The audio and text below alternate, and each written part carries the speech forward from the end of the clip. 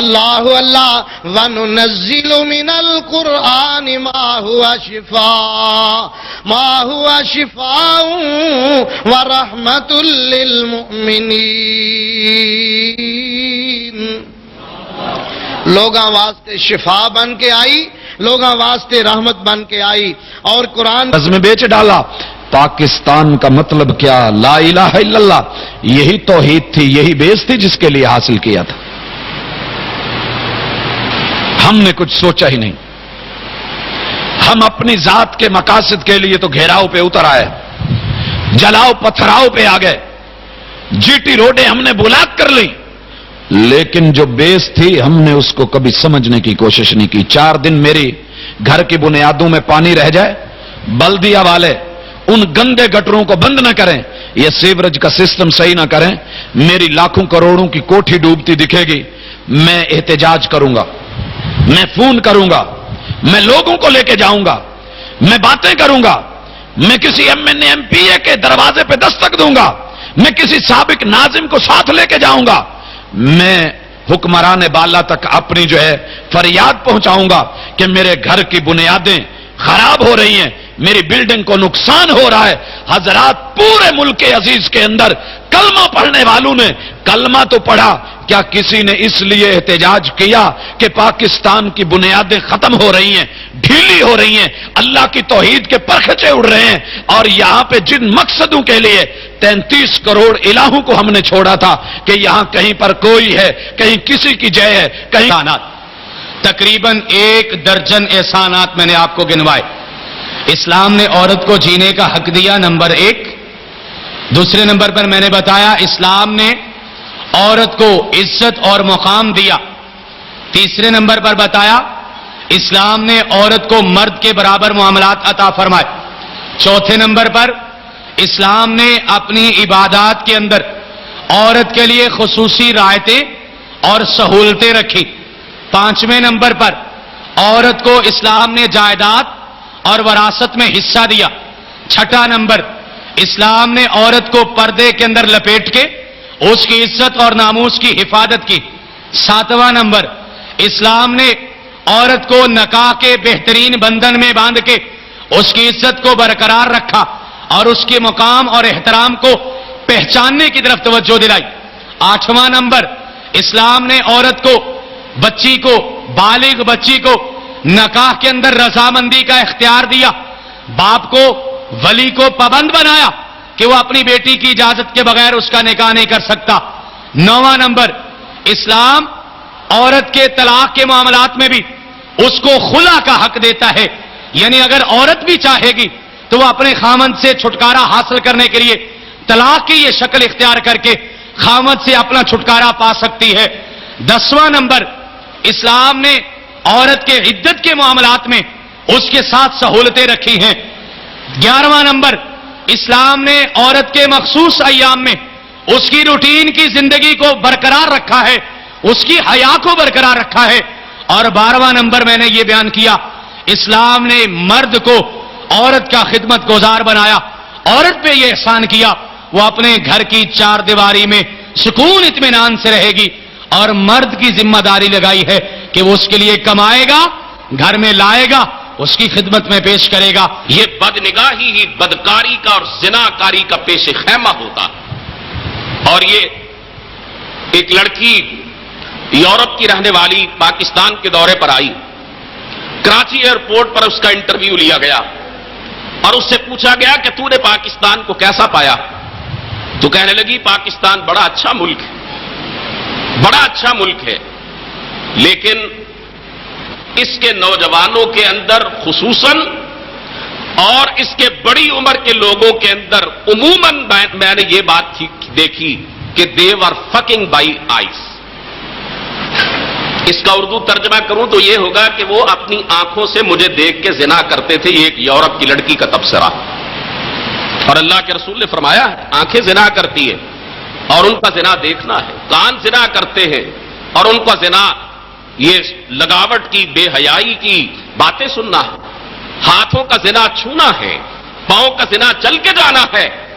یہ بدنگاہی جو ہے ڈاکٹرز کہتے ہیں اسے زہر کا ٹیکہ لگا دو یہ مر جائے، شاید اسے کوئی آسانی مل جائے. نہ وہ زندوں میں ہے نہ مردوں میں، اور وہ پڑا ہوا ہے اور اس کی جو کیفیت ہے وہ دنیا کے لوگوں میں بیان نہیں کر رہے. یہ اللہ رب العزت ذلت اور رسوائی دیتا ہے اس کو جو اللہ رب العزت کی حرمت کی طرف ہاتھ اٹھائے، اپنی زبان کو کھولے، یا وہ انسان جو اس کے پیارے رسول جناب محمد الرسول اللہ صلی اللہ علیہ وسلم کی حرمت کی طرف دیکھے.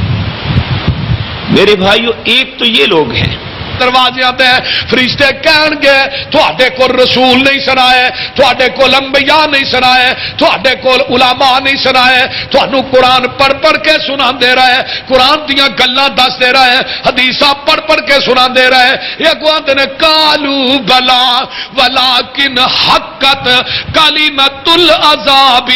آندے نے کیوں نہیں؟ علماء نے قرآن بھی سنائے، حدیثاں بھی سنائیاں، انبیاء نے آن کے سانو ساریاں گلاں سمجھائیاں، نبیاں نے آن کے سانو سب کوئی دسیا، لیکن اسی انہاں دیاں گلاں دا انکار کرنے سا، ادھروں سننے سا، ادھر کٹ دینے سا. تے ہن ادھروں اے بات کہن گے، ادھروں آواز آئے گی قیل ادخلوا ابواب جہنم. اللہ میری توبہ، خالدین فیہا، جاؤ انہاں لعنتیاں نو جہنم سے داخل کر دیو. نقصان ہوگا. یہ بالکل جوئے کی شکل ہے، اور اللہ کی ذات گرامی نے جوئے کو قرآن مجید کے اندر حرام قرار دیا ہے. ابھی اس کی تھوڑی سی وضاحت کرتا ہوں میں. اور جنرل انشورنس کے اندر فیکٹری کی انشورنس ہوتی ہے. فیکٹری کی انشورنس کیا ہوتی ہے کہ یہ فیکٹری ہے، اس کے اندر خدا نخواستہ اگر آگ لگ جاتی ہے، اس کا فرنیچر جل جاتا ہے، دفاتر جل جاتے ہیں، اس کے سجاد جل جاتے ہیں، مشینری جل جاتی ہے، تو کمپنی انشورنس کر لیتی ہے جتنا بھی آپ کا نقصان ہوگا ہم آپ کا کلیم ادا کریں گے، آپ نے ماہانہ اتنی قسط پے کرتے رہنا ہے. وہ آدمی کرا لیتا ہے، خدا نخواستہ شارٹ سرکٹ کی وجہ سے کمپنی فیکٹری میں آگ لگ گئی، اور آگ لگنے سے اس کے دفاتر، اس کا فرنیچر اور کمپنی فیکٹری جب جل گئی، اس کے ساتھ اس کا را مٹیریل پڑا ہوا تھا وہ بھی جل گیا. اب کمپنی جو ہے اس کو سارے کا سارا کلیم پورے کا پورا مکمل طور پہ ادا کرنے کی پابند ہے. یہ بھی جوئے کی شکل ہے. اور اگر آپ کا فیکٹری کا کوئی نقصان نہیں ہوتا، بالکل کوئی آگ نہیں لگتی، کوئی کسی قسم کا حادثاتی طور پہ چھت نہیں گرتی، کوئی کچھ ہوتا نہیں، تو آپ جو وہ پریمیم ادا کر رہے ہیں، جو آپ نے پالیسی خریدی ہے وہ ادا کر رہے ہیں، وہ ساری کی ساری رقم کمپنی کے کھاتے میں چلے جائے. کمپنی آپ کو وہ رقم واپس نہیں کرے گی. آپ کا نقصان ہوگا تو آپ کا نقصان پورا کرے گی، اور اگر ساری زندگی آپ کا نقصان نہیں ہوتا تو آپ کو 1 روپیہ بھی کمپنی ادا کرنے کے لیے تیار نہیں ہوگی. یہ جوا ہے. اور اسی طرح انسان جب اپنا مال تیار کر کے کمپنی کے اندر ایکسپورٹ کرتا ہے، بیرون ملک بھیجتا ہے، جیسے کہ پاکستان سے بہت زیادہ ایکسپورٹ ہوتا ہے مال، وہ اس مال کی کمپنی کے گیٹ سے لے کر اگلا کسٹمر جو ہے اس کے سٹور اور گودام تک پہنچنے کی کمپنی ذمہ داری لے لیتی ہے. اللہ ہم کو اس نقصان سے بچا لے. فرمایا سب سے پہلا بندہ وہ ہے المنفق سلعتہ بالحلف الکاذب، کہ وہ بندہ جو اپنا سامان، اپنی تجارت، اپنا کاروبار جھوٹی قسم اٹھا کے کرتا ہے، اللہ اس کو معاف نہیں فرمائیں گے. اللہ نظر رحمت سے اس کو دیکھیں گے بھی نہیں، بلکہ اللہ اس کو دردناک عذاب کے اندر مبتلا فرمائیں گے. اور نمبر 2 فرمایا وہ بندہ المنان، جو کسی کے اوپر احسان کر کے بعد میں لوگوں کو بتاتا پھرتا ہے کہ میں نے فلاں کے اوپر احسان کیا تھا. باہر معاشرے کے اندر یہ بات مشہور کرتا ہے، میں نے فلاں مسجد میں اتنے پیسے لگوا دیے، فلاں ہسپتال والوں کے اوپر میرا اتنا احسان ہے، میں نے وہاں پہ اتنے کمرے تعمیر کروا دیے، میں نے فلاں کے ساتھ یہ نیکی کی، فلاں کے ساتھ یہ نیکی کی. اور میرے بھائی، نیکی کا اجر تو اللہ نے دینا تھا، تو کیا لوگوں سے تعریف کروانا چاہتا ہے؟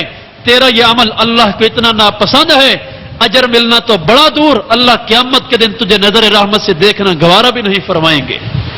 اور تیسرا بندہ فرمایا المسبل، وہ بندہ جو اپنی شلوار، اپنی پتلون، اپنا اس کا نچوڑ پیدا کر کے قرآن حدیث کو چھلکے اور پھوک بنا کے باہر پھینک دیا. ان کے ہاں قرآن و حدیث کی کوئی اہمیت نہیں رہی. قرآن و حدیث کی بات نہیں کرتے، قرآن و حدیث کو کوئی اہمیت نہیں دیتے. آج بھی اگر ان کے ہاں قرآن اور حدیث، قرآن کی کوئی آیت اور حدیث کوئی ایسی آ جائے جو ان کے امام ان کے قول کے خلاف ہو، وہ اس کو مانتے نہیں ہیں، اس کی تعویل کرتے ہیں، اس کو مانتے نہیں ہیں، اس کو اپنے امام کے قول کے سانچے میں ڈالنا چاہتے ہیں، اس کو چونکہ چنانچے میں لا کر اپنے امام کے قول کو مقدم بنانا چاہتے ہیں. لوگوں، کائنات میں ایک ہی گروہ ہے جس کے پاس آج قرآن و حدیث اسی شکل میں موجود ہے جس شکل میں جناب محمد اپنے ابو بکر کو عطا کر کے گئے، عمر کو دے کر گئے، عثمان کو دے کر گئے، علی کو دے کر گئے، صحابہ کو عطا کر گئے. وہ قرآن و حدیث آج اسی طرح اگر کسی کے ہے تو وہ اہل حدیث کے پاس موجود ہے. اہل حدیث اس سچے قرآن و حدیث کو اسی انداز میں، اسی طرح سچا اور سچا کائنات کے سامنے پیش کرتے ہیں.